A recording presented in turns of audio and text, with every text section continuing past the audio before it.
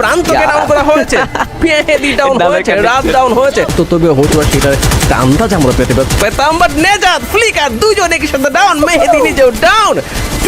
2v3 situation, হয়তো বা এখন 2v2 হয়ে গেছে। What is going on?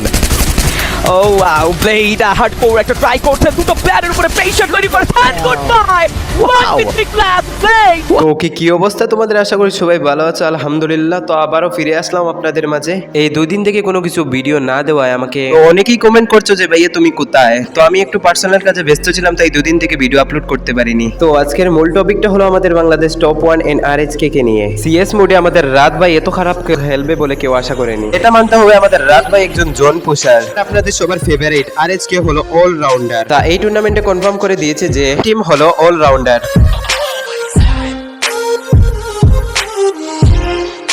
High guys, welcome again my video. তো গাইজ কেমন আছো তোমরা? আশা করি সবাই ভালো আছো। তো আজকের ভিডিওটা স্টার্ট করা যাক।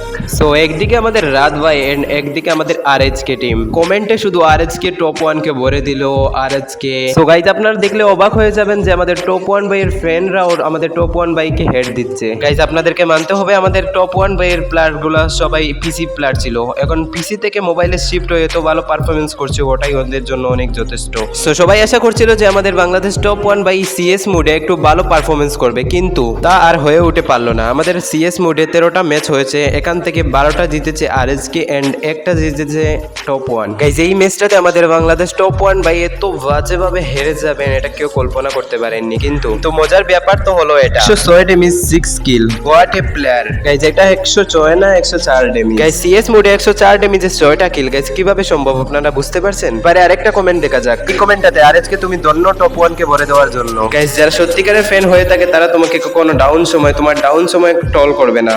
এই কমেন্টটাতে হলো কারা জানি আরএচকে এর সাথে বাংলাদেশ টপ 1 কে তুলনা করতি, তারা যেই জায়গায় বেস্ট তারা সেই জায়গায় রাখিস, অতিরিক্ত কিছু ভালো না আরএচকে ফ্যান।